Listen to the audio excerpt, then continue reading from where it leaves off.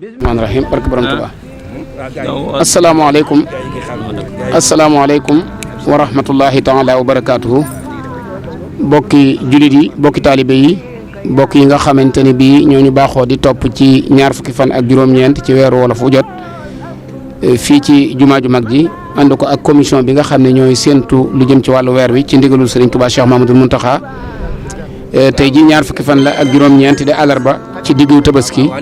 ñu àndandoo ak Serigne Modou Mamoun Bousso ak Serigne Abdou Diop imam ak waa daayira Muxaddamatul Xidma bi nga xam ne ñoom lañ ko baaxoo di àndal fas yéene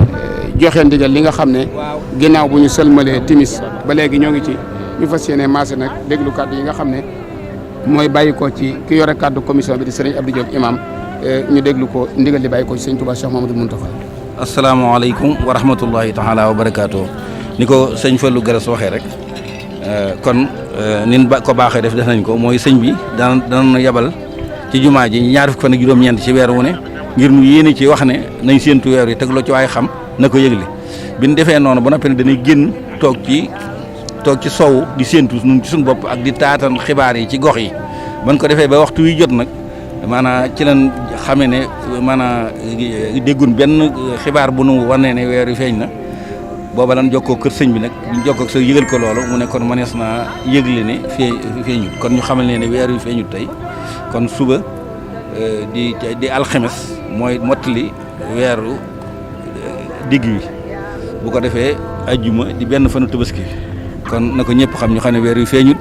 suba dañuy mottali weer wi ginnaaw suba ci ajjuma ji lañuy mooy benn fanu tabaski bi na ko ñëpp xam kon asalaamaaleykum wa rahmatullahi noo ngi sant nag mboolem rajo yi fi teew yëpp ay Sig FM ak ay jant beek ak Benno FM ak kilifa gi ak lamp bi nga xam ne moom bu yàgg la tala ànd ak moom noo ngi leen di sant bu baax ci liggéey bi tey sant du beral cant bu baax a baax nag waa Muxaddamatul Xidma ndax coono bu réy lañ ciy daj kon nag noo ngi leen di sant bu baax di sant mbokk yëpp tey ñaan sëñ bi mu yàgg fi loolu téwér ba li mu yéene ci yoone mu def ko wasalaamaaleykum wa rahmatullah. waaleykum salaam wa rahmatullahi wa barakaatuhu mbokk yi jërëjëf yéen ñi nga xam ne yéen ñu doon topp fii ci jumaa ji kon ñu xam ne